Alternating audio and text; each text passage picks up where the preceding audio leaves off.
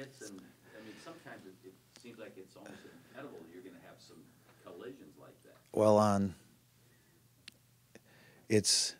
you've got to get them ramped up to play, and the hard part of playing defense right now is within the rules. So we've actually taught them to tackle low, and we're actually, if you look at it, we're taking a lot of guys low right now. In years past, we take them a lot higher because of the rule and because of the interpretation of the rule. If you come close to the head, you're probably going to get thrown out, and you're probably not. They can go to replay all you want. I doubt they're going to save you. So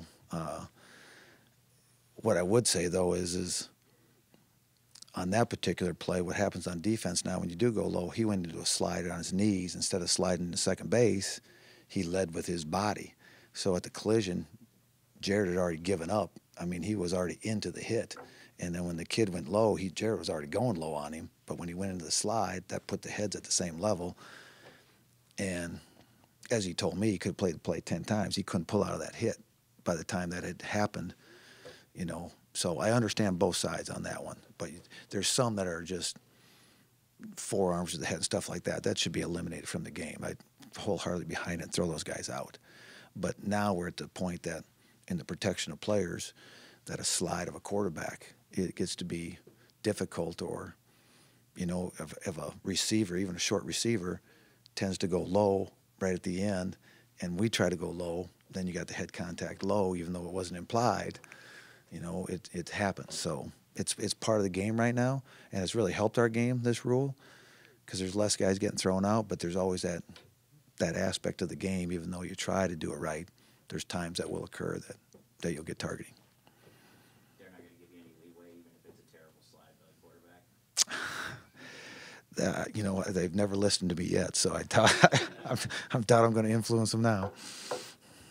Is there such a thing where, just to reference that, because I wanted to talk about this, that if a running back is running and he, at the last minute, ducks his head down to try and run over a defender, and that creates the head-to-head, it still always goes against the defense? Could the offensive player ever get called for targeting and leading with his helmet?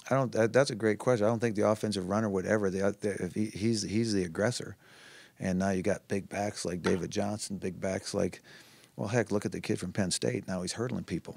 Well, that's because we got to go low. You know, if we go high, the other thing could happen. So and then it becomes hurdles.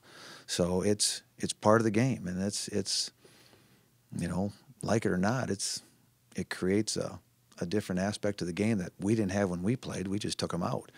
But now you try to teach it right, but now you see a lot more players hurdling players week to week, and I think we hurdled a guy the other day. But I know that's because there's a lot of teaching going on that we're trying to take our players lower in the regard of that collision. Because the speed of offense is so good. Everything's going crossing-wise now. It's not coming direct anymore. Everything is crossing. And that's when a lot of speed gets applied. So I didn't want to get into all that, but that's part of playing defense right now that we have to teach, we have to be conscious of, because the defender will pay the price more than not than anybody else and getting thrown out. And it's too bad, because you only get 11 games in your career, and a half of a game is like missing 8 basketball games to a basketball player. I mean, it's that big of a difference if you look at percentages of play when you get 11 versus 35s and those types of things. So it's a huge penalty that you pay for targeting. Anybody else? All right, thanks.